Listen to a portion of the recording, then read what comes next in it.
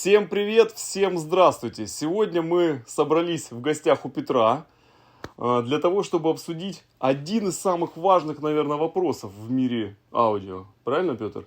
Я думаю, это самый важный вопрос, особенно для начинающих. Может быть, да, действительно, это самый важный вопрос. Почему, собственно говоря, это стало нам с тобой так интересно, да? Потому что вот я сам, как аудиофил, да, как меломан с большим стажем уже, можно сказать, я наделал кучу ошибок. Целую кучу.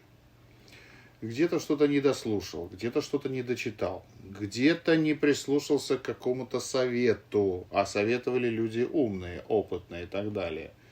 Где-то повелся на эстетику, где-то на красоту, где-то еще на что-то, да. И вопрос-то, собственно говоря, в чем? В том, как не ошибиться меломану, который собрался встать на путь уже аудиофилии, как ему не ошибиться, как ему лишние деньги в землю не закопать. Боже мой, да мне и смотреть неинтересно, куда ты положишь свои деньги. Да мне интересно смотреть, куда ты свои деньги. Куда ты свои деньги кладешь? Неинтересно, кому это интересно смотреть, куда человек деньги кладет. Неинтересно. Вот у меня почему такие вопросы именно к Денису? Потому что вы все хорошо знаете, что Денис у нас разработчик трактов, разработчик прекрасных акустических систем. Вот, кстати, далеко ходить не надо, у нас над головой висит прекрасный шедевр. Вот. И здесь в этом ракурсе и вопрос такой, вот с чего начать? Вот колонки купить, усилитель купить, все вместе купить, источник купить и так далее. Потому что вот эти примеры, да, которых очень много, когда, вот я пошел, послушал, мне понравилось, как играет в салоне, мне понравилось, как играет у соседа, я пошел, купил такие же колонки, привез, включил к своему усилителю, а у меня ничего не играет и так далее. Вот, Денис, давай. То есть мы сегодня поговорим о первых шагах аудиолюбителя, да, в мир аудио. Это видео будет еще полезно, я думаю, и уже более опытным, потому что мы пойдем дальше и расскажем много интересной информации. То есть я считаю, нужно начинать, конечно, с источника. Не то, что с него начинать, а нужно с ним просто хотя бы как-то более или менее определиться. Да, об этом у нас есть видео об источниках. Ссылка будет в описании. А потом, Петр, после источника, я считаю, что это должны быть колонки. Потому что колонки это самое то, что больше влияет на качество звука в системе. Вы поняли, да? Это вот некое такое изобретение Дениса. У Дениса источник играет сразу на колонке, без усилителя. Нет, потому что усилитель должен подбираться уже к колонкам. Колонки могут подойти к вашему помещению, а могут не подойти. Вот представьте, вы пришли в салон и купили колонки, которые подходят к помещению салона. Их принесли домой, а колонки эти не звучат у вас дома. И что тогда делать? Усилитель уже должен подбираться к колонкам, потому что разный усилитель, даже может быть хороший, дорогой, но может плохо звучать на колонки, которые тоже хорошие и дорогие, потому что они не подходят друг к другу. Вот у Петра тоже есть пример, да, недавно привозили усилитель, дорогой, хороший, как называется, напомни? Аудиостандарт, да. И Аудиостандарт, да. Да, он с одними колонками звучит просто великолепно, а с другими, ну, как-то не так уже хорошо. Там же не только так, там даже жанровость. Жанровость, вот интересно, потому что я бы, например, в дополнение к тому, что ты говоришь, Денис, добавил еще и, собственно говоря, формат музыки, формат жанра, который человек слушает, Да, потому что от этого и источник, от этого и акустика. Да, вот я и в самом начале сказал, нужно определиться с источником, потому что если вы слушаете современный аудиофильский джаз, и для вас самое главное там все вот эти нюансы, цин, цин, дзык, но я думаю, что вам нужно, наверное, основным источником сделать цифру, потому что это джаз, да, это музыка какая-то аудиофильская специальная, да, она записывается изначально в цифре, сводится в цифре, мастерится в цифре по всем новым стандартам, там 24 бит и выше, и DSD и так далее. А если вы слушаете, вот Петр у нас слушает, это джаз такой классический, Винтажный джаз. рок, Да. классический опять же, рок, который записан в основном весь в аналоге изначально. Но вот представьте, записан какой-то альбом в аналоге, и вы его слушаете в цифре. Ну, может быть, не совсем правильно. Хотя, опять же, у нас есть ролик, где мы демонстрируем, как записанный в цифре виниловый диск играет достаточно неплохо. То есть есть такие случаи, но это, как Я бы говорится, сказал, блестяще. Но это исключение из правила, да. Согласен, Но да. есть такое исключение. Но вам же нужна фонотека более богатая, вы же не будете там ограничиваться несколькими релизами. Поэтому, да, нужно определиться сначала с источником. Ну, плюс, наверное, нужно определиться, нужно ли вам это удобство цифры.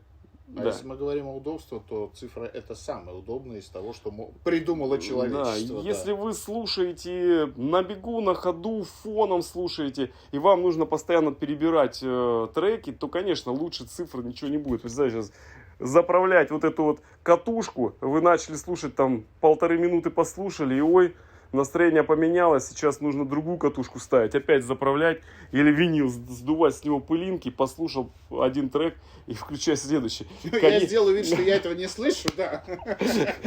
Конечно, если вы такой человек, живете в ритме и так далее, и вот это вот все, как говорится, фетишизм, все эти красивые буклеты, картинки для вас не очень важны, но я думаю, что тоже можно обратить внимание на цифру. Ну а если вы, как говорится, человек из 80-х, 70-х и так далее, то приятно взять в руки, сдуть пыль, сесть в кресло и послушать именно от начала до конца этот альбом, как он был задуман продюсером, исполнителем и так далее. Ну да, в плане удобства, конечно, цифра самая удобная, винил менее удобен. Ну а катушки это, наверное, уже самое-самое-самое такое в плане удобства на последнем месте. Ну хорошо, с источником мы вот определились. Теперь все-таки давай поговорим об акустике. А именно в каком ракурсе? Ну вот, так скажем, акутон немножко так отдельно, да, сейчас в стороне стоит. Но вот коаксиал, широкополосник, рупор, обратный рупор, банальная динамическая головка, или там тоной дуал-концентрик. Что и как? Как вот в этом не потеряться, Денис? В этом не потеряться, в принципе, можно уже исходить из того, о чем я говорил. Отталкиваться от того, какую вы слушаете музыку, и от того, какой вам звук изначально нужен. Если вы слушаете, опять же, какую-то трубу, не знаю, виолончель, соло-инструмент, вокал, малые составы, там, какую-то... музыку такую более камерную, записанную в основном на 2 микрофона, то вам, конечно, одно из самых лучших это будет широкополосник или, может быть, какой-нибудь рупор Western Electric 3 пятерки, там, с небольшой какой-то басовой поддержкой на том же самом винтажном Вестерне. Обратный тоже будет хорошо. Но, опять же, широкополосник нагружен на обратный рупор и так далее. То есть, может быть, вот эта музыка, она будет передаваться на такое акустическое оформление идеально. Вот. Многополосная акустика, она уже расширяет немножко жанры, но у нее есть тоже свой нюанс. Она, конечно, не будет так, как один широкополосник, давать вот этот малый состав, инструмент, вокал и голос. Но опять же есть исключения, правильно? Есть исключения, если вот Петру привозили широкополосники, как они назывались, напомню? Воксативы. Воксатив, то есть не дешевая такая акустика с хорошим широкополосником, но она не заиграла вообще никак ни с чем, потому что она не сошлась с усилением, правильно? С моим усилением. Да, С моим да. усилением, да. И поэтому тут надо все подбирать именно конкретно. Но хотя я эту акустику слушал с правильным усилением, с маломощным и так далее, и играла она, скажем так, очень впечатляющая. А к тому, что ты вот только что сказал, есть даже такой термин, такое понятие акустика для малых составов. Да, или акустика да. малых составов, да, вот это как раз вот эти вот ширики, это рупора. И, кстати, многие к ним и приходят. Да, наигравшись в 5, в 6, в большие, потом ставить широкополосник и слушать спокойную музыку, да. Но это опять же спокойную музыку все-таки и с возрастом, да, потому что с возрастом уже человек устает от этого всего шума и хочется что-то потише, поспокойнее. Ведь многие знают, что молодые люди любят одеть наушники, врубить там полную мощность. Или на дискотеке приходят на концерты, где 120 децибел давления, да там просто оглохнуть. Нас с вами посади туда, но мы не выдержим. Они нормально колбасятся. То есть это просто тоже еще и какой-то такой есть возрастной. И ухо со временем, оно, конечно, опыта набирается. Да? Я помню, к Петру приезжал там 2-3 года назад. И приезжаю сейчас, и он уже на новые обращает нюансы в музыке. То есть накапливается опыт. Опыт прослушивания тоже много имеет значения. Поэтому нужно под себя выбирать формат оформления акустики, именно исходя из своих вкусов, из того, какую вы слушаете музыку. Но опять же, везде есть физика своя. И, например, если мы берем бас, то с широкополосной, с малополосной акустики, с рупорной акустики. Но вы бас такой не получите, как вот за спиной Петра, и за моей спиной стоит четырехполосная акустика с отдельным динамиком, который работает чисто на самый-самый глубокий бас. Или вот в моем ролике про Technics SBM 10000 тоже можете его посмотреть. Там акустика сделана с акцентом на воспроизведение вот этого инфраниза, причем без сабвуфера. Но на нее поставь малые составы, ну, спорно да, уже. будет спорно. Уже спорно будет. Кстати, Денис, вот жанровость это хорошо, но есть еще один очень важный фактор. Например, фактор жены.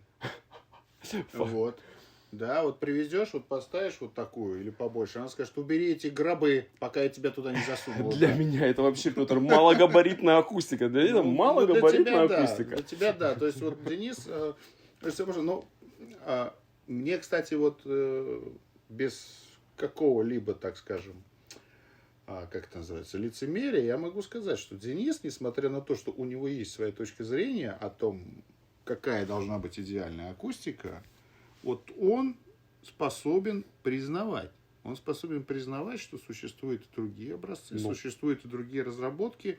И он честно говорит, и меня это, например, очень радует. То есть, когда он ко мне приезжает и что-то мы включаем, он говорит, это хорошо, а вот это, Петр, ну, это надо переделать, да, и мы переделываем. Да, кстати, вот Андре, которая стояла, да, то есть, в общем-то, да, Костя приезжал на Денис, и мы ее померили, да, и когда мне Денис показал, что, Петр, ну, в принципе, мы можем, да, вот здесь вот с этим поработать, да, но, в принципе, есть вот определенные проблемы, да, и это помогло мне принять дальнейшее решение. Так все-таки с акустикой определились. А вот мне интересно, да, вот твое отношение к типу усиления. Типу усиления. Опять же, как я уже сказал, здесь усилитель должен обязательно сработаться, сыграться с вашей акустикой. Если акустика с усилителем не поют, ну, звука вы не получите. А тип усиления это уже, наверное, вкусовщина. Опять же, если вам нравится на небольшой громкости, красивая середина, вот эти все бархатистые обертоны, мягкость. Ну, конечно, лампа в режиме А. Она еще и детальная, и быстрая. Но динамики, конечно, такой и нету у динамики. Есть, конечно, усилители, там, как Audionaut Мишу, тоже есть у меня на него обзор. Он пытается уже под двухтактный мощный усилитель выдать динамику. Но все равно, если вы любите рок погромче или какую-то попсу, чтобы в печень, и колонки у вас не особо чувствительные, то вы не добьетесь того. Вот, например, у Петра двухтактный усилитель, но, может быть, он не даст, конечно, в малые составы с таким мягким бархатистым звуком, как однотакт. Но зато можно здесь даже таким тугим колонкам. У этих колонок, у них чувствительность 87, это у динамиков, децибел, у динамиков. А когда мы кроссовер на них сделали, обрезали, там, ну, если 84-85 есть, это хорошо. Однако, сколько ватт? 70, да? 70 класса, да. 70 ватт, то есть мы здесь сидели на диване, у нас давление, да. Да, создают давление. А однотакт, особенно маломощный. Не будем забывать, что это все-таки кэрри, да. Вот. И такая вот ремарочка с моей стороны, наверное, если вы любите и джаз, и рок, и Как хард-рок, Пётр. тогда имейте 2 усилителя, а лучше 3. Да, и акустики, 2-3 пары, да? Не, ну у меня было, кстати, вот вы помните в наших предыдущих обзорах, у меня было 2 акустики. Да, она была гораздо попроще. Но вот ждем сейчас, что у нас произойдет с этим концептом, и дальше уже будем на кинотеатр раздеваться. А вот кабели, тема. Тема с кабелями очень... Развод лохов. Очень животрепещущая и так далее. Сейчас, я чувствую, начнутся в комментариях очень много всякого негатива и так далее. И мне уже писали за эти кабели. Я действительно считаю, что кабели не имеют такого значения, как преподносят об этом. Да? Не имеют они такого значения. Но люди их слышат. И они не обманывают. Я общался с большим количеством людей, сидел рядом с ними, слушал, и сам я реально слышу разницу. Да вот даже просто программа любая компьютерная, я измеряю динамики, да, когда делаю акустические системы, измеряю динамики, и в программе есть измерение кабеля и вычитание его из этих измерений, чтобы получить точное измерение. Есть это. То есть, программу, и все программы это имеют, но даже не дураки их делали. Понятно, что там нет такого влияния, но все равно у кабеля есть свои сопротивления, индуктивность и так далее. Есть, конечно, мнение, там кто-то берет кабель 220 обычно от проводки, включает его и включает кабель за $1000, записывает звук, выкладывает на YouTube и говорит, смотрите, нет разницы. Но где он записывает? Вы посмотрите, в каком тракте, да, он записывает. Конечно, там услышать это, потому что реально отличие в нюансах. Это отдельно. Я Да, согласен. поэтому... Что? Я согласен абсолютно с тем, что это так же, как и вот сетевые кабели, это так же, как и сетевые, я имею в виду силовые, электрические, да, это так же, как и Ethernet кабели.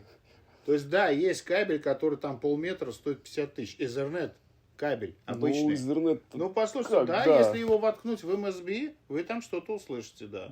А если, простите, в какой-нибудь Blue Sound, то, который стоит так же, наверное, там не будет никакой разницы по звуку. Просто это зависит ведь от того, на чем вы слушаете.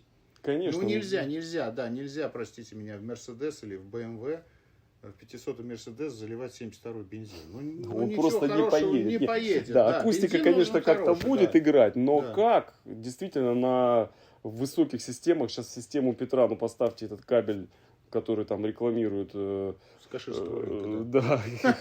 Вот. Поэтому также очень много вот в кабельной теме значат именно сами коннекторы, как вы подключаете. Понимаете? Провода это провода. А когда у вас лопатки, бананы или зачищенные концы, это тоже большое влияние оказывает, потому что это переход, это сопротивление, окисляются все эти вещи. Поэтому здесь тоже нужно уделять этому внимание и экспериментировать с этим. Я думаю, как-нибудь подробно надо будет отдельный ролик про эту всю историю снять.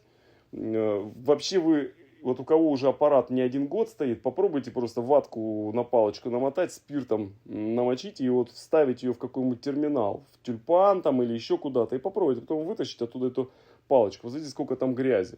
У вас сигнал идет, да, через вот этот слой грязи. Это... Между тем, многие считают, что электроны все равно бегут одинаково. Да? Вопрос в том, как они бегут. Электроны быстро как... или медленно. Мешает им что-нибудь бежать или нет? Электронам? Конечно, мешает. Вы представьте, если... Так вопрос о кабеле, о соединениях, о коммутациях. Пайка ведь надежней. Пайка надежнее, но пайка это тоже дополнительный переход. Много есть дискуссий по поводу пайки. Мои подписчики иногда, я беру акустику, делаю апгрейд, теперь винтажной акустики, там Диатон, Техникс и так далее. Они там брали и склепывали 2 конца. Они просто брали 2 медных кабеля, там ножку, детали, прислоняли и таким заклепщиком бымс обжимали. И клей.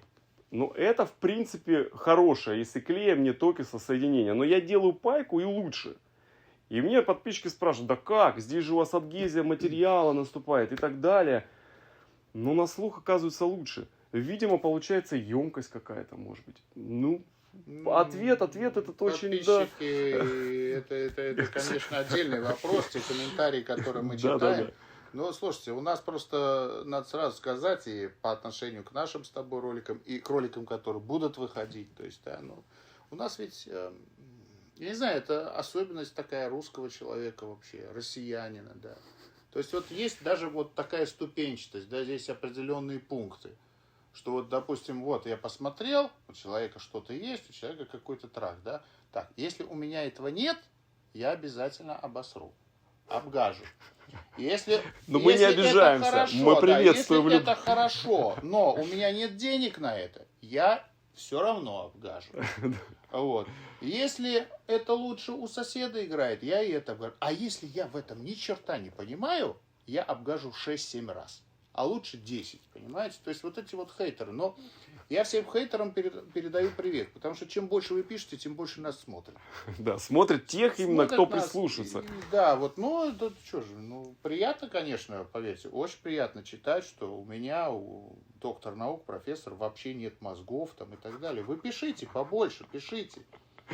Потому что на это, в общем-то, идут просмотры. Да, просто на самом деле, представьте, человек жил, у него какое-то есть по поводу звука устоявшееся мнение. Оно есть там у меня, у Петра, у любого человека. Конечно, оно есть. И тут он слышит с экрана другое. Вот я сейчас сказал, что возникает какая-то емкость между соединенными проводниками, которые обжаты. И сейчас начнут строчить физики, там, которые учились в Советском Союзе, и они, может быть, правы. Измерить эту емкость практически нельзя, но мы почему-то это слышим. Емкость возникает, потому что два контакта там близко находятся. Опять же, мое мнение, может быть, оно неверное, но мы берем это, слушаем и слышим разницу. Вот. И люди это слышат, и их мнение устоявшееся ломается, они начинают писать, пишите, делитесь опытом, но просто как-то когда-то я подтверждаю, что я сам не верил, что кабель можно услышать. Оказывается, можно. Вопрос на чем, вопрос где. Вопрос в том, что вам должны это, грубо говоря, правильно преподнести, сравнить жанры. Я вообще всегда рекомендую какой тест проводить. То есть, вот, ну, вот у меня, например, специально вот на корректоре есть кнопочка такая хитрая, моно. В монорежим, да? Да. Вот если я сравниваю, да, допустим, один кабель на правый канал, другой на левый. Один усилитель на правый, на левый. Кнопочку в монорежим и слушаешь, где лучше играть. Да, и вот образ, это, да. Вот это правильный текст. И если вы слышите разницу, так, значит, вы услышали кабель. Вы услышали кабель. Ну и, знаете что, Денис, вот я хочу сказать, наверное, подписчикам. То есть не слушайте вы нас. Знаете, несмотря на ту фигню, которую мы сейчас с Денисом тут наболтали, да, идите и слушайте. Слушайте сами, да, набирайтесь опыта. Да, потому что только вот эти две штуки, которые у нас в голове припаяны, вот только они вам подскажут, ваше это или не ваше. Другое дело. Вам должны всегда предоставить выбор.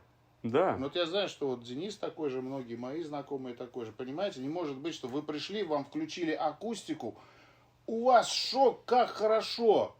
Опять же, до того момента, пока вы не включили что-то еще. И если вы пришли куда-то, там, в салон, каким-то знакомым, если вы послушали что-то одно и ничего больше, не покупайте. Послушайте что-то еще. Согласен с такой? Да, я знаю много разработчиков, отечественных и западных. Раньше они привозили какие-то свои изделия на выставки, западные разработчики, презентовали, у нас много выставок проходит в Москве, и вот слушаешь, и они постоянно говорят, что вот эта акустика или этот усилитель, он единственно правильный, и только он звучит, а вы все просто не разбираетесь или у вас ушей нету. Да, но я сразу иду в другую комнату. Смысл это слушать, потому что у всех реально свои вкусы, свои уши, своя физиология.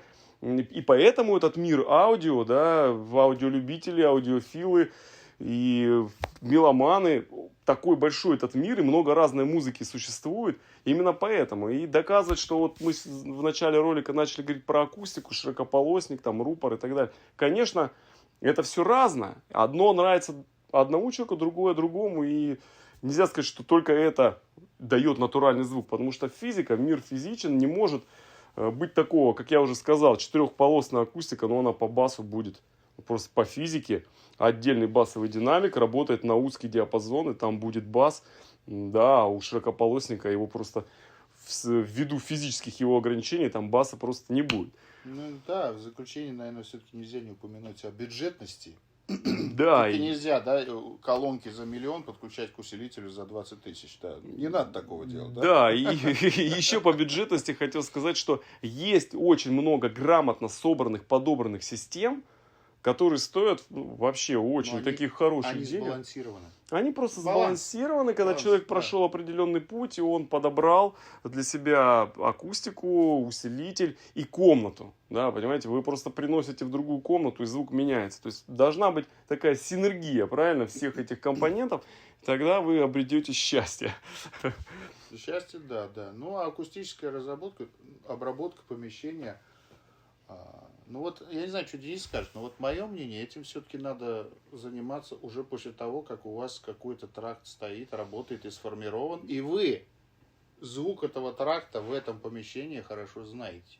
Ну, Хорошо тогда вы знаете, ощутите, да. что дает Да, акустическая совершенно дело. обработка.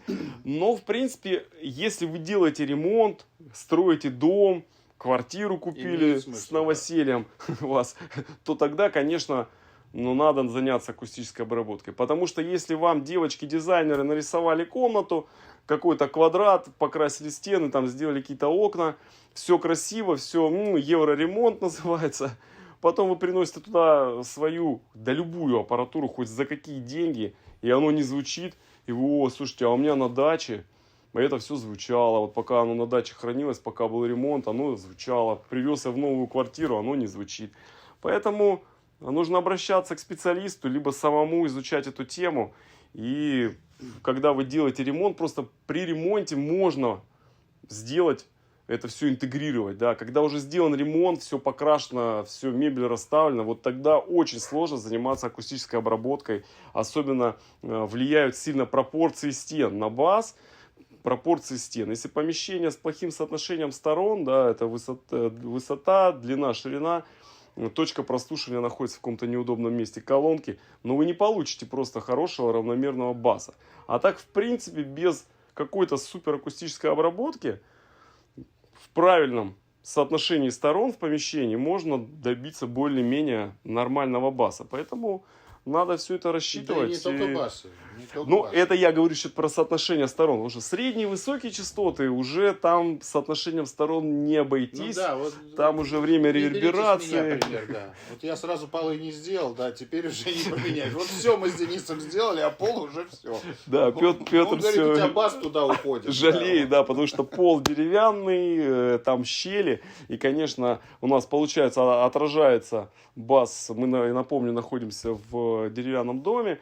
Бас туда уходит, а средние с высокими, они от пола отражаются. Поэтому некий есть небольшой дисбаланс, но в принципе это не так критично, потому что мы в остальном поработали над помещением. Это уже если Петр решится на какой-то супер перфекционизм, когда мы будем срывать весь пол и так далее. Но это не обязательно, потому что звук в этом помещении, он на высоком уровне. Тут... Да, и я должен сказать, что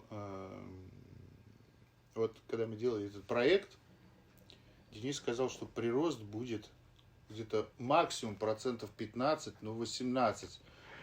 Дорогие мои, если вы думаете, что это мало, это очень немало. Я помню наши рожи, простите, да, когда мы все подключили после обработки и послушали, что получилось. Да, мы говорить даже не могли, насколько изменился характер звучания.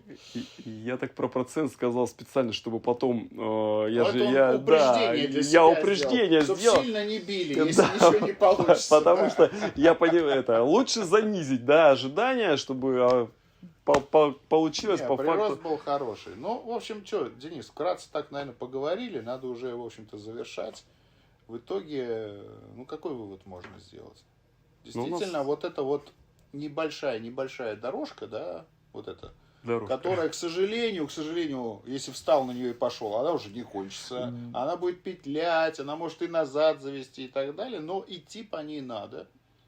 И никто не запрещает советоваться, консультироваться. Есть люди, есть специалисты и так далее. Это помогает набраться знаний. Но в итоге все равно решать все будете вы. Решать будет ваш слух. И только он. Да, главное, чтобы не супруга. как мы уже сказали. Не, ну, вы знаете, я вот так вот скажу. Когда у меня там вон кубик стоит Наймуса, да, хорошая такая, ну, все в одном это называется устройство, да. Я когда включаю, супруга мне говорит, а что ты мне эту порнуху включаешь? Я говорю, мне включи винил мне включи. То есть, понимаете, и будет у вас хороший звук. То есть и ее супруга нужно будет тоже говорить. зажечь, и чтобы она Вот. вместе стала.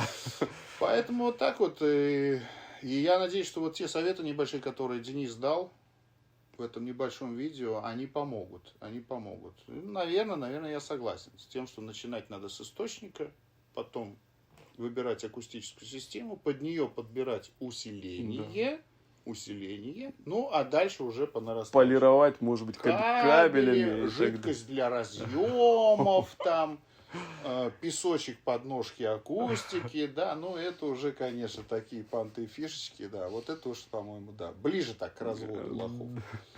Вот. Поэтому, ну, что вам сказать, желаю вам побольше аудиофильского безумия в вашей жизни. Жизнь одна, жизнь прекрасна, правильно? Че сидеть за компьютером, да, нужно немножко отдыхать, сесть в кресло, послушать хорошую музыку, Вот что именно, мы да. сейчас и И сделаем. главное от нее не уходить. Вот на фоне вот этого всего никогда не забывать, что все это именно для того, чтобы музыку слушать, а не для того, чтобы соседу похвастаться. Вон, смотри, что у меня стоит, да. Вот так вот. Ну что, будем завершать? Да, будем завершать. Всем пока. Кто не подписался, подписывайтесь. Впереди много интересного. Счастливо.